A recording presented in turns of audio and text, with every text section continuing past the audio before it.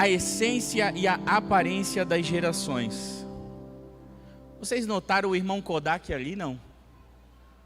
Vocês conheceram o irmão Kodak? Era o profeta da igreja, né? O pai está tirando foto e eu vou revelar.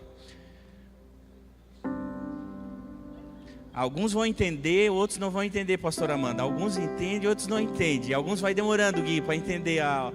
É que essas piadas gospel de antigamente, elas demoram mesmo. Mas glória a Deus. Joel capítulo 2, verso 28. A essência e a aparência das gerações. Nós estamos no mês das gerações. Diz assim a palavra de Deus, Joel 2:28. Então, depois que eu tiver feito essas coisas, derramarei meu espírito sobre todo tipo de pessoa. Seus filhos e suas filhas profetizarão. Os velhos terão sonhos e os jovens terão visões. Irmão, o contexto de Joel é um contexto conturbado, são palavras, são profecias, são palavras vindas de Deus de juízo e de estremecer, né? Ele fala do grande dia do Senhor, do grande temível e terrível dia do Senhor. Mas chega no capítulo 2 e nesse versículo Deus dá um alento para o povo.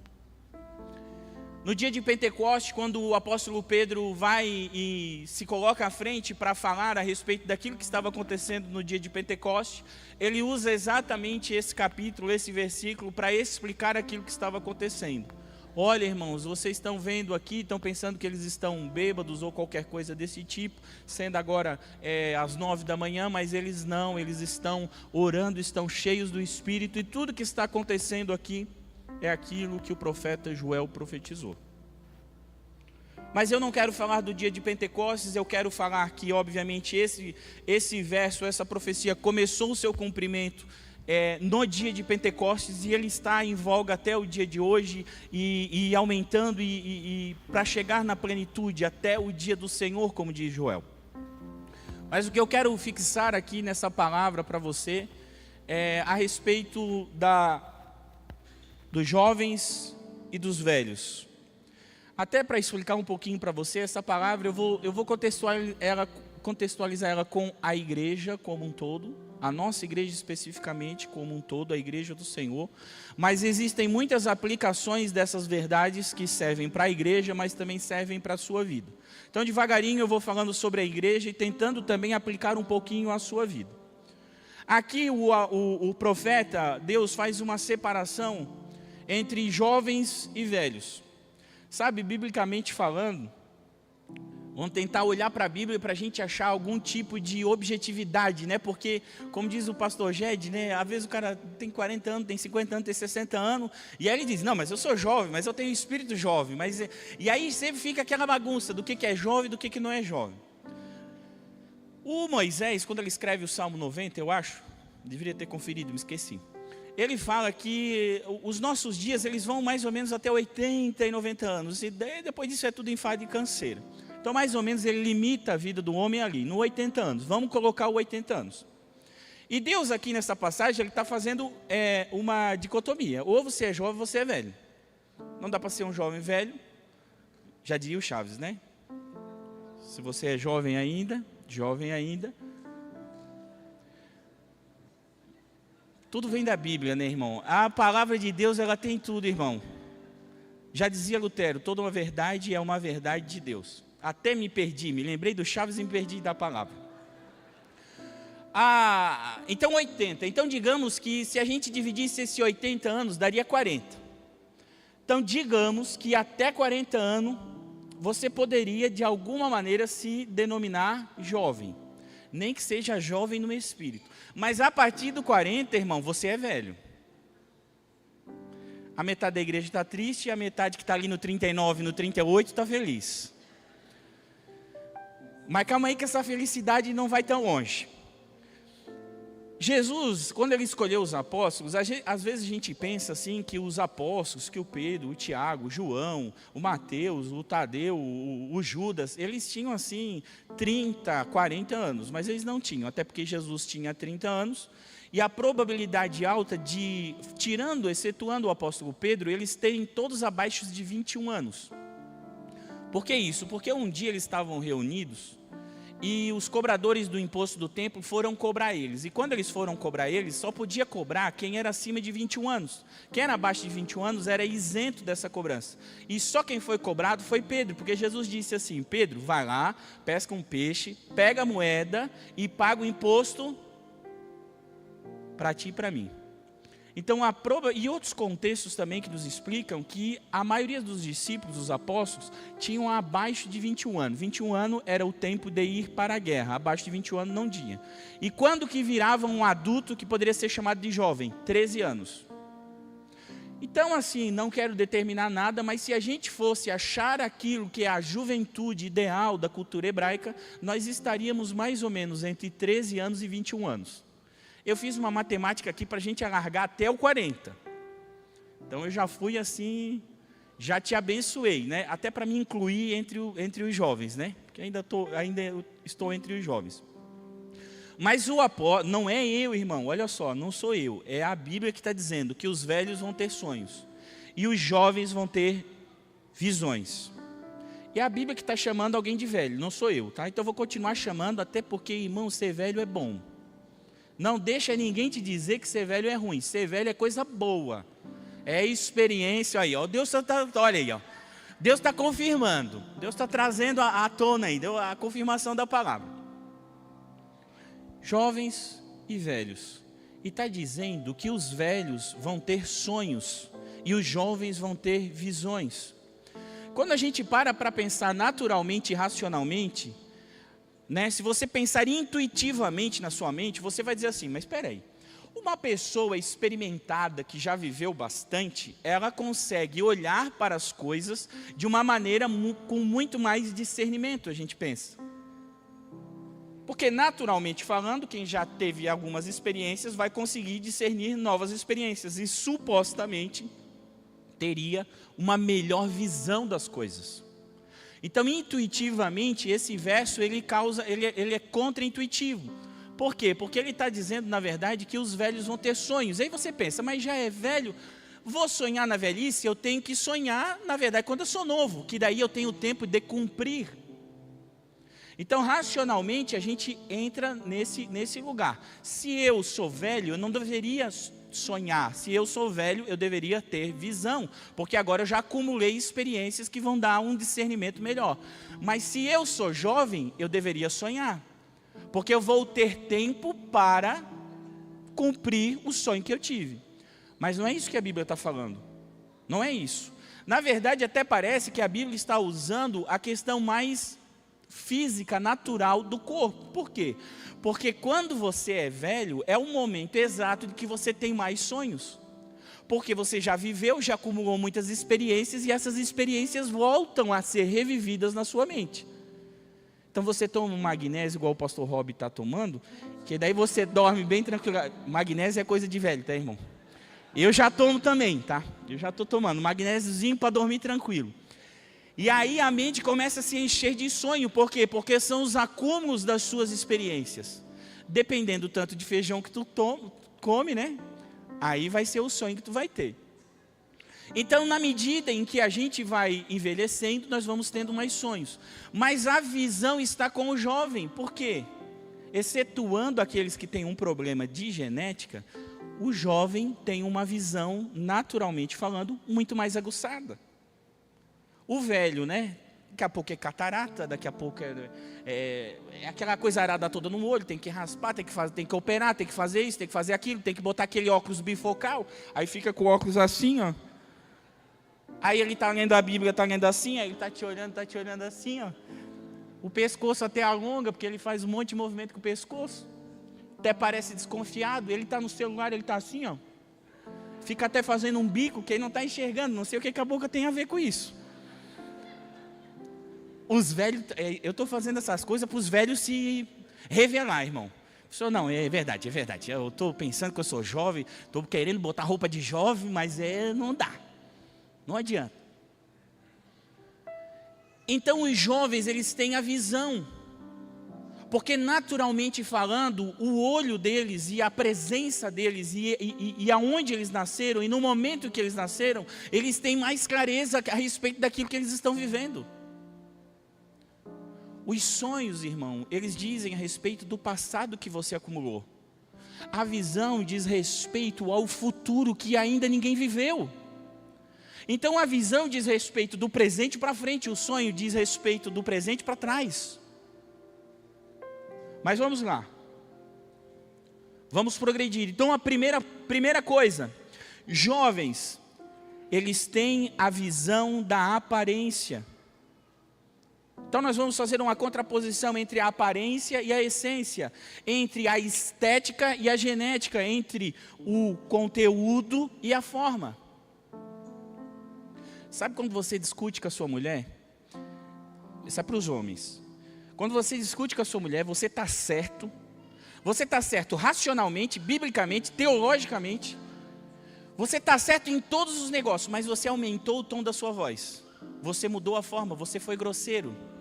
E aí ela falou assim, tu é o grosso mesmo. Perdesse a discussão, irmão. Perdesse. Não dá para voltar atrás, não dá nada. Você errou na forma. Você errou na forma. O conteúdo estava impecável, irmão, mas você errou na forma. E aí às vezes você fica confuso, porque você pensa, meu Deus, mas eu estou falando o que é certo, por que ela não está aceitando? Não, ela não está aceitando a forma, não o conteúdo. Então eu estou explicando isso para os irmãos entender a forma e o conteúdo. São coisas distintas. Porque às vezes você tem aquela certeza de estar dizendo aquilo que é certo, mas a sua elevação da sua voz, a sua grosseria, a forma como você está falando, não está deixando a mensagem ir, o conteúdo não está fluindo, porque a forma está errada. Então essa é a questão aqui, esse é o desafio da nossa vida. O desafio da nossa vida é unir o conteúdo com a forma. A questão da nossa vida é entender a essência com a aparência. Sabe, irmão, essa é uma mensagem que me atravessa, ela não é uma mensagem teórica na minha vida, ela é uma mensagem que me atravessa, porque por muito tempo na minha vida, eu fui ensinado, incutido dentro do meu coração, de que o que só importava era a essência. Porque olha só o que Deus disse para Samuel, Samuel, eu não olho como tu olha, porque eu olho além da aparência, e aí a gente era ensinado que a aparência não importa, só importa a essência. E aí às vezes a gente começa a demonizar aquilo que é muito bonito, aquilo que é belo, aquilo que é arrumado, porque não parece que é de Deus aquilo que é muito bonito, porque na nossa cabeça, aliás, estou falando de mim, né? Não estou falando de você, na minha cabeça aquilo era assim, o importante era o coração, o importante era aquilo que estava dentro, a essência. Então havia uma guerra dentro do meu coração, uma guerra religiosa para o Senhor ir me tratando, ainda tem que tratar muito ainda dessa minha religiosidade, mas para o Senhor ir me tratando, para que eu não entrasse na verdade em guerra, porque essas coisas não estão em guerra. Essas coisas não estão em guerra. Mas a igreja por muito tempo, ela colocou essas coisas em contraposição.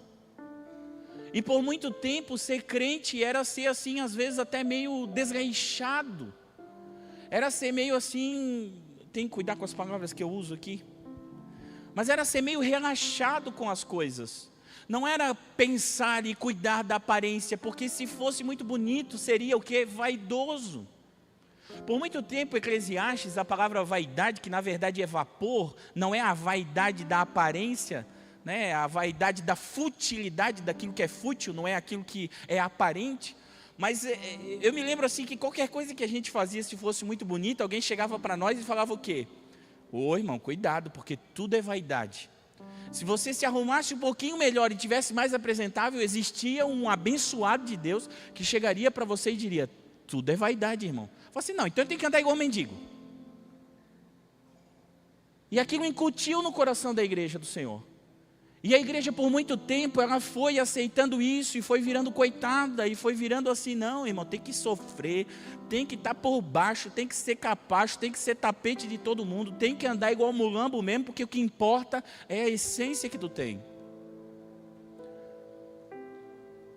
Mas isso é um erro. Isso é uma contraposição que Deus nunca fez. Até Davi, irmão, que foi muito base para isso, quando o soldado vai dar testemunho para Saul a respeito de Davi, o soldado diz assim, olha, tem um filho de Jessé o Belamita, que é assim, ó, ele sabe falar, ele é corajoso, trabalhador e ele é de boa aparência. Davi não tinha só essência. Davi tinha uma boa aparência. Vamos lá para o primeiro ponto. Então, os jovens, eles têm a visão da aparência, da estética, do hoje, daquilo que é o contemporâneo. Então, os jovens, eles enxergam a possibilidade, eles têm com eles a inovação. Eles conseguem perceber aquilo que está, como a gente fala, né, aquilo que é tendência. Eu não estou em algum Instagram seguindo alguém para ver o que é tendência agora, qual é a roupa que é tendência. Às vezes eu tento acompanhar, irmão, mas às vezes também nem dá para acompanhar muito a tendência, porque uma hora é para ser a calça mais apertada, outra hora é para ser a calça mais larga, e daqui a pouco volta a calça apertada de novo, irmão, e aí eu não consigo, o meu guarda-roupa não fica cheio, irmão. Até um pedido para os jovens, né, mais devagar. Mais devagarinho, mais tranquilo nas tendências assim, porque senão os mais velhos, eles não conseguem acompanhar assim as coisas. Mas eles estão antenados, eles estão vendo, eles estão olhando hoje para o futuro. E eles têm a percepção daquilo que vai acontecer muito mais clara do que a gente. Mas às vezes a gente que é velho, a gente não quer trazer o sonho que a gente tem. A gente não quer trazer o sonho que faz parte da essência, que nós vamos falar no próximo tópico. Não, a gente quer moldar também a aparência. Quando eu olho as minhas filhas se arrumar, principalmente a Sofia, que é mais velha, eu só quero uma coisa dela. Eu quero que ela esteja decente. Eu não quero moldar a roupa que ela veste, mas eu quero que ela esteja decente. Decência é sonho, é essência. Decência vem da essência. Agora a roupa, se ela quer botar ela já tem as roupas que elas gostam, né? Porque essas crianças hoje têm vontade de tudo. Ela bota uma camisa grande, um oversize, não sei se é para criança também ou daqui a pouco é um vestido, daqui a pouco é outra coisa. Não me importa. O que me importa é que ela esteja decente. E às vezes nós que somos velhos não soubemos lidar com aquilo que é o novo dos jovens. E a gente quer colocar eles na nossa forma, mas não vai dar certo. Isso não vai dar certo nem como igreja do Senhor. Isso não vai dar certo nem no seu trabalho, se você é um dono de negócio. Isso não vai dar certo nem na sua família.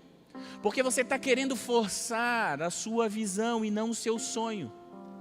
Então os jovens, eles têm a visão daquilo que vai acontecer, eles estão vendo, eles estão vivendo hoje, eles estão entendendo as tendências, aquilo que Deus está fazendo hoje. E da nossa parte da igreja, porque às vezes a gente pensa que a igreja é feita para os velhos. Irmão, a igreja do Senhor, aqui a igreja das nações, ela não é feita para agradar velho. Ela não é feita para agradar velho. Ela é feita para agradar o jovem. Mas por que, né, ter uma igreja de jovem não é para o velho vir? Não, irmão. Porque a forma, a visão, a aparência está com os jovens. E nós queremos se conectar com o mundo, nós queremos que as pessoas venham à nossa igreja. Nós queremos ser bênção e também na aparência para o mundo. Porque senão, irmão, se nós fizermos a igreja assim, parecida assim com aquilo que os velhos têm, como diz o pastor Gede, nós íamos ter até que colocar taco no chão.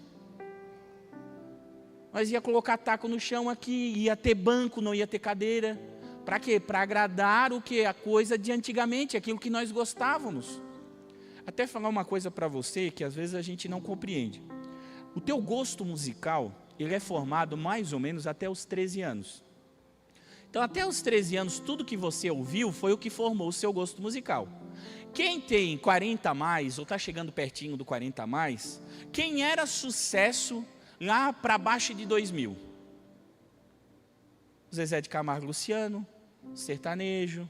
O sertanejo dominava quase todas as paradas. Até dentro da igreja o sertanejo era muito forte. Existiam melodias que adivinham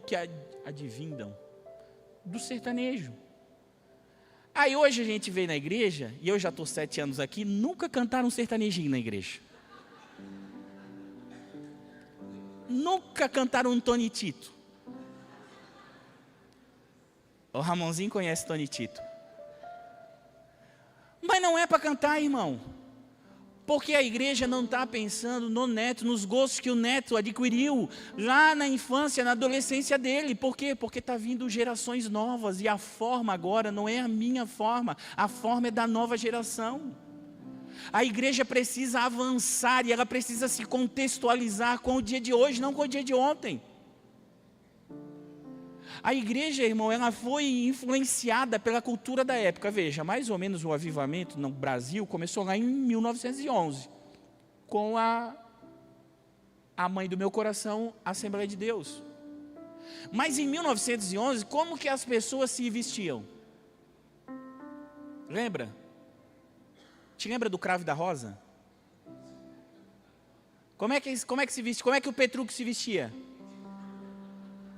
De terno e gravata, irmão, porque todo mundo se vestia de terno e gravata, saía pela rua bonito. E aí qual era a cultura da igreja? Se vestir de terno e gravata. Mas isso faz mais de 100 anos. Era a cultura daquele tempo, que obviamente tornou a igreja. Isso não é uma crítica, é uma reflexão. Até porque às vezes a gente vem de terno e gravata, não é esse o problema. É só a percepção, irmão, que não são essas coisas estão com os jovens, e a gente precisa dar liberdade para os jovens, porque a forma, a visão do amanhã está com eles.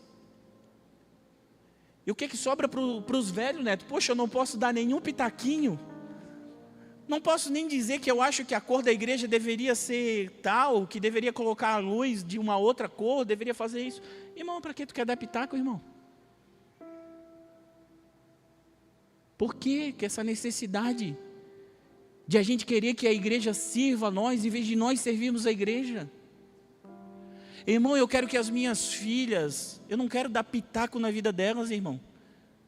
Eu quero ser uma plataforma para elas, eu quero que elas andem em cima das minhas mãos levantadas. Eu não quero que elas vivam as mesmas angústias e problemas. Eu quero dizer assim, ó, filha, sobe aqui nos ombros do pai, que o pai vai te carregar, porque o teto do pai é o teu chão. E as coisas e a visão, filha, quem vai te dar é Deus, e tu vai ver o dia e tu vai fazer as coisas conforme o tempo. Até tinha os filhos de Issacar, né, conhecedores do tempo para saber o que Israel deveria fazer.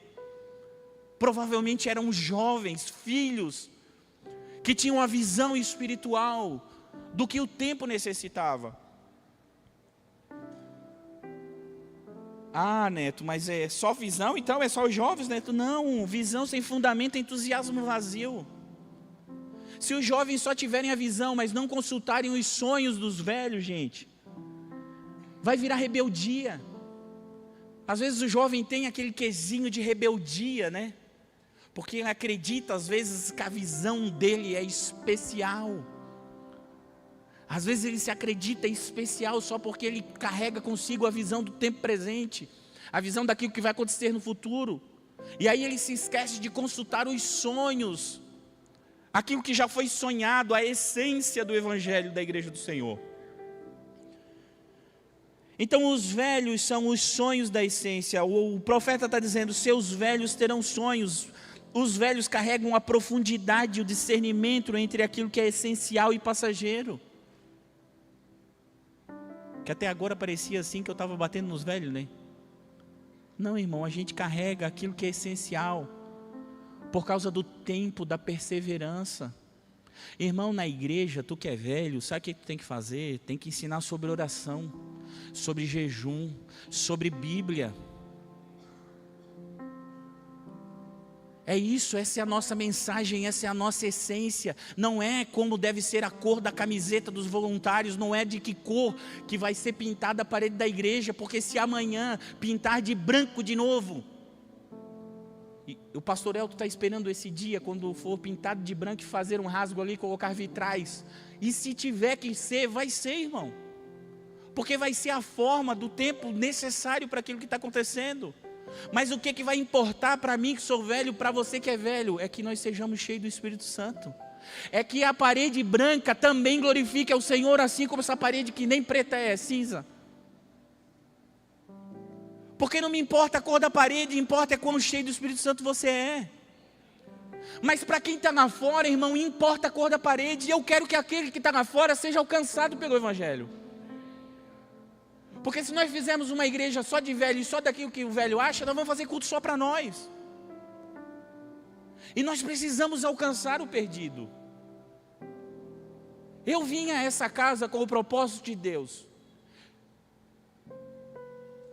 Eu disse ao Senhor, eu passei 1 ano na igreja e não tinha visto uma alma se arrepender.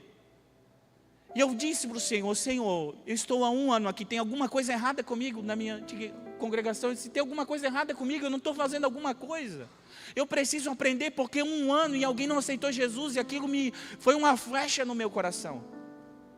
E o primeiro dia que eu cheguei nessa casa, o pessoal estava voltando do encontro com Deus.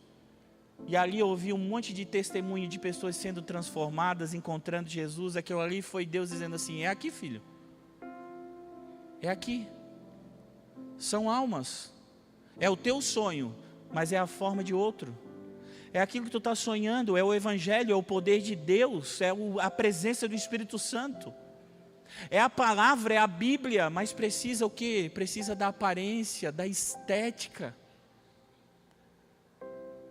Irmão, essas coisas que eu falo não conectam com todo mundo, mas por muito tempo, irmão, na igreja do Senhor era assim, os pastores, era tudo acabado, tadinho. Os pastores eram tudo careca e barrigudo, irmão. Isso era uma angústia no coração, mas a gente acreditava no careca e barrigudo, porque para nós, se tivesse muita aparência, na verdade não tinha Deus. Aí hoje nós temos um pastor bombado, bonito.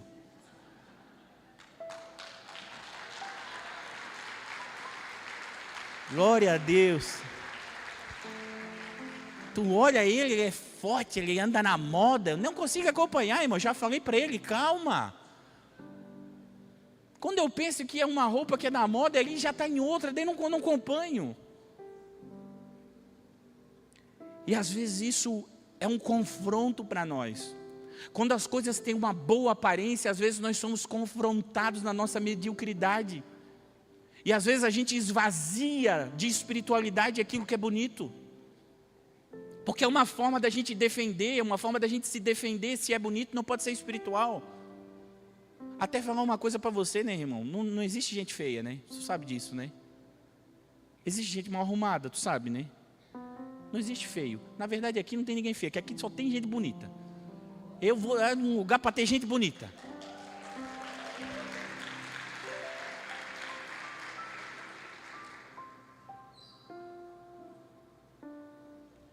O velho é a essência, irmão. É o sonho da essência. O que você transmite. O apóstolo Paulo até recomenda as irmãs mais velhas para ajudar as irmãs mais novas. Há uma recomendação bíblica a respeito disso. Mas não é para a gente ditar a forma de como vou falar para um menino que vai vir aqui, para um jovem que vai vir aqui pregar, vou dizer assim, não, ó, tu tem que pregar assim, assim, assim. Não, irmão, tu tem que pregar a Bíblia, vai ler a Bíblia. E vai aprender a pregar. E prega do teu jeito. Você não vai pregar do jeito do pastor Rob, não vai pregar do jeito do pastor Neto, do pastor Elton, do pastor Ramon. Não, você vai pregar do seu jeito. Da sua forma, porque é a forma que vai ser alcançada das pessoas. Ponto 3, existe uma tensão necessária entre essas gerações. E essa tensão às vezes nos causa um constrangimento. Às vezes a gente não sabe lidar com as tensões, né? Os irmãos introvertidos, melancólicos e fleumáticos, eles não conseguem muito lidar com a tensão. Os coléricos e os sanguíneos, eles já gostam e se alimentam da tensão. Mas você sabia que você tem tendões, correto? E os tendões, eles tensionam o seu corpo. Sabe para quê? Para você ficar de pé. Porque se você não tivesse tendão, você seria um boneco de pano. Você não conseguiria se levantar. Porque o tendão, ele tensiona os músculos e os ossos e faz você ficar de pé posturado. Se você tem um problema no tendão, você vai ter um grande problema, porque você não vai se locomover. E o tendão faz o quê? Ele tensiona. E nós somos o quê, diz o apóstolo Paulo? Um corpo. Nós somos o corpo de Cristo. E no corpo de Cristo precisa haver tensão. Tensão entre quê? Entre os velhos e os jovens. Para quê? Para que a igreja fique vive de pé. Para que a igreja fique vive de pé. É óbvio, irmão, que se tiver tensão demais, vai ter lesão. Vai ter machucado. Mas se tiver tensão de menos, a gente não vai se movimentar. Às vezes a gente pensa que a obra de Deus vai ser feita assim, ó. E eu estou relaxado, tranquilo, tá tudo certo hoje, olha, eu estou descansado e eu vou fazer a obra de Deus. Irmão, essa não é a obra de Deus. Mas em nenhum momento da história as pessoas fizeram a obra de Deus sem sangue, suor e lágrimas. Jesus falou para os apóstolos assim: rogai ao Senhor da seara que mande trabalhadores, porque a obra de Deus é muito trabalho. E às vezes tensiona o nosso ser. Ainda mais por quê? Porque às vezes você vai fazer uma coisa, e aí tem um velho, e aí bota um velho e um jovem a fazer uma coisa. Aí o velho quer ficar dando pitaco na forma como o jovem faz. E o jovem acha que sabe tudo e não quer nem ouvir a experiência do velho. E às vezes, assim, não, eu prefiro errar. Não. Qual é o sonho do velho? Qual é a essência do velho? Mas qual é a visão do novo? Qual é a visão do novo? Irmão, é o vaso. É o vaso velho que Jesus disse: olha, o odre velho, olha, o odre, ele já está velho. A forma dele, ele já deformou. O odre velho, ele deformou. E ele não pode mais ser transformado. O odre velho foi deformado, ele não pode ser mais transformado. E o vinho novo de Deus na nossa vida, ele vai causar transformação. Logo eu preciso abandonar o odre velho, porque o vinho novo de Deus na minha vida vai me transformar. Só que às vezes nós que somos velhos, nós dissemos assim: não, mas não pode mudar a minha essência. Mas quem falou em mudar a tua essência, abençoado? Nós estamos dizendo para você mudar a tua forma, a tua aparência, melhorar, crescer, evoluir. É óbvio que às vezes a gente traz coisas para a nossa essência que não são coisas da nossa essência. Às vezes a gente diz: eu sou assim, é Gabriela, né? Eu sou assim, vou morrer assim, porque eu não levo desaforo para casa. Não, tu não é assim, irmão. Tu aprendeu a ser assim, tu não é assim. E tu não precisa ser assim. Tem uma frase que eu uso para as minhas filhas, que é sempre assim, ó: qual é a necessidade de fazer isso? Quando elas ficam bravas com alguma coisa, elas discutem por uma coisa muito inútil, que filho faz isso, né? Discute por uma coisa nada a ver que não precisava. Daí eu falo para elas assim: qual é a necessidade? Não há necessidade disso. Um dia elas vão entender, até hoje elas nunca não entenderam ainda. Eu falo, é a mesma coisa que falar nada. Elas pelo menos param de brigar, mas mas eu sempre fico repetindo, porque quando elas entenderem a palavra necessidade, elas vão entender que elas estão perdendo tempo desnecessariamente.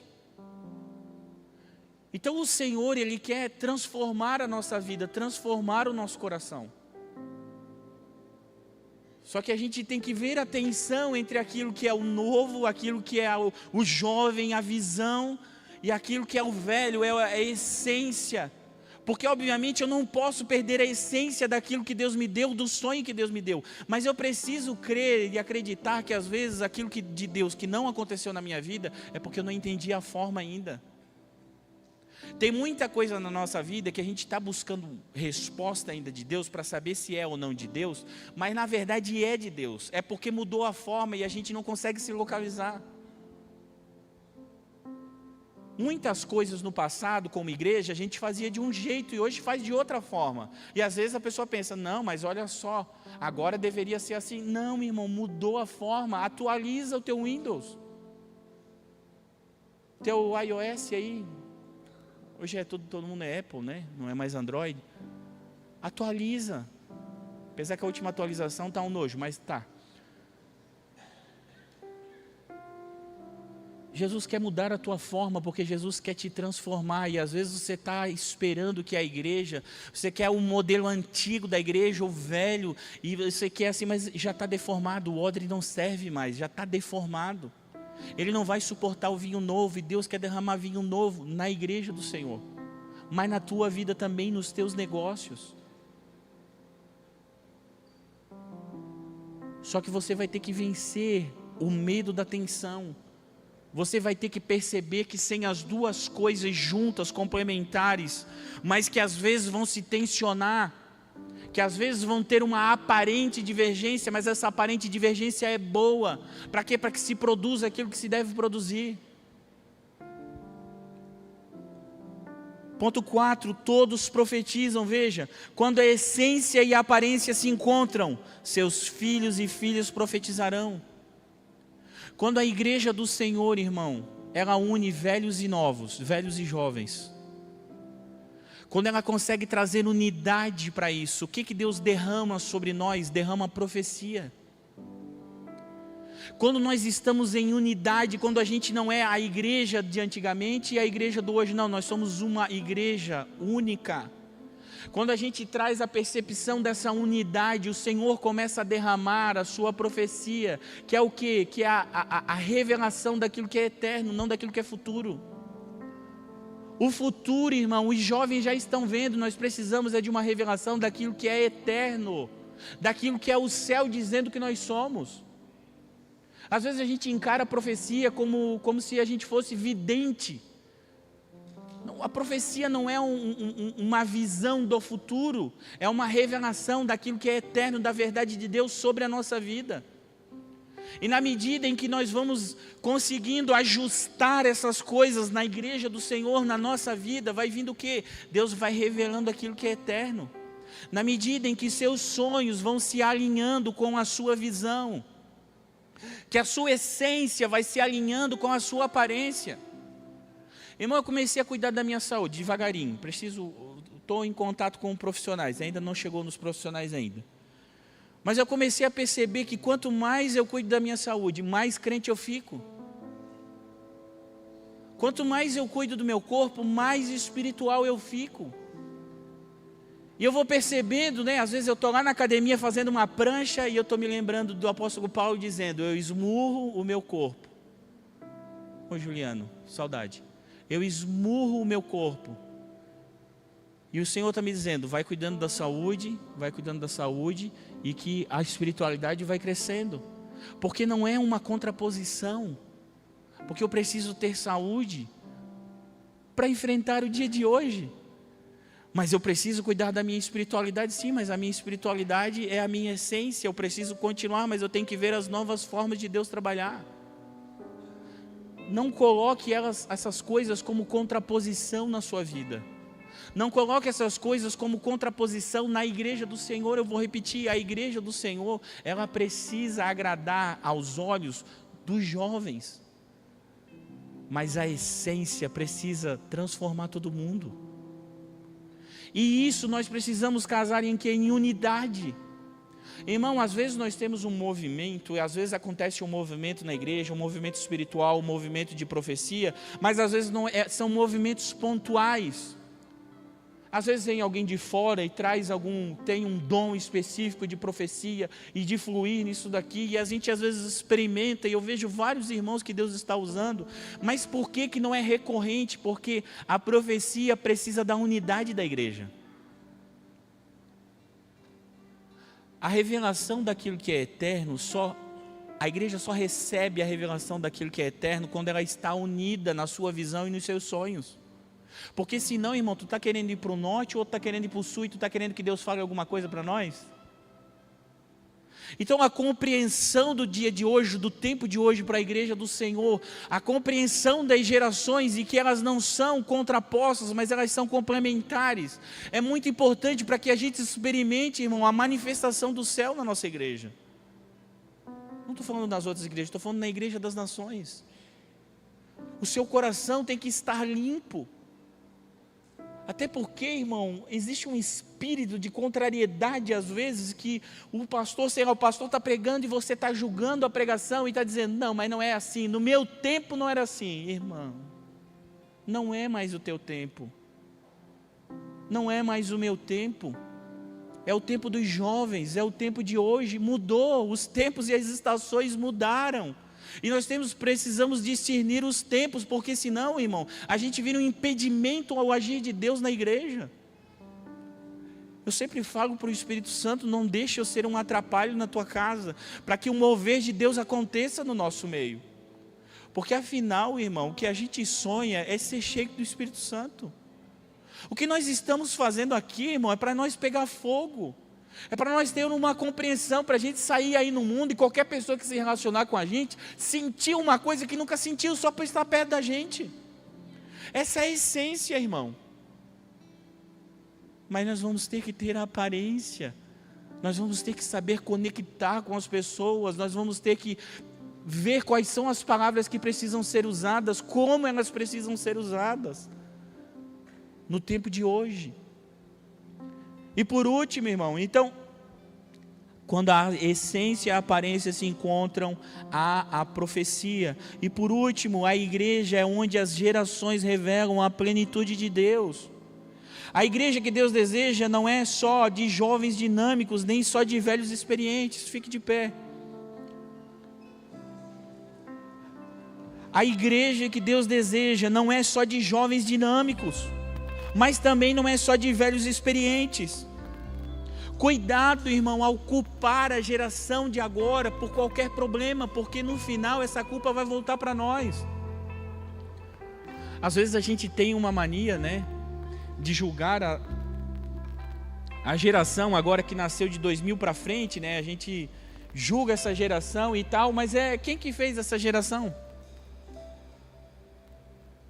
Quem é que está colocando filho no mundo? É a geração passada. E às vezes a gente traz um julgamento, um pré-julgamento à geração atual, como se ela fosse por ela mesma. Não, ela é fruto nosso.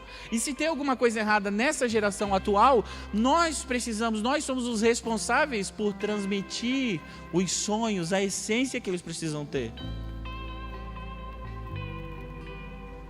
Então você nunca vai para um jovem e vai dizer assim: olha, você tem que botar esse tipo de roupa. Não, você vai dizer: olha, você tem que ser decente. Você não vai para um jovem, para o filho, dizer como ele deve fazer as coisas, mas você vai dizer: você tem que orar, você tem que buscar a Deus, você tem que perguntar para Jesus o que você deve fazer. Você deve ler a Bíblia, senão você vai ser enganado. Você não vai dizer para o jovem não fazer faculdade, porque na faculdade alguém vai colocar caraminholas na cabeça dele. Não, você vai dizer para ele se encher do Espírito e se encher da palavra, porque na faculdade ele vai encher os amigos do Espírito.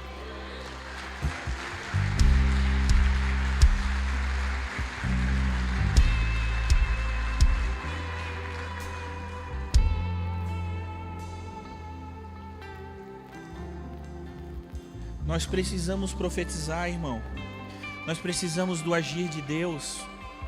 Nós precisamos da presença de Deus, mas ela vai vir com força e não mais de maneira pontual ou esporádica, quando nós estivermos unidos no mesmo espírito, no mesmo coração. Mesmo que algumas coisas não sejam com a aparência que eu acho que deveriam ser.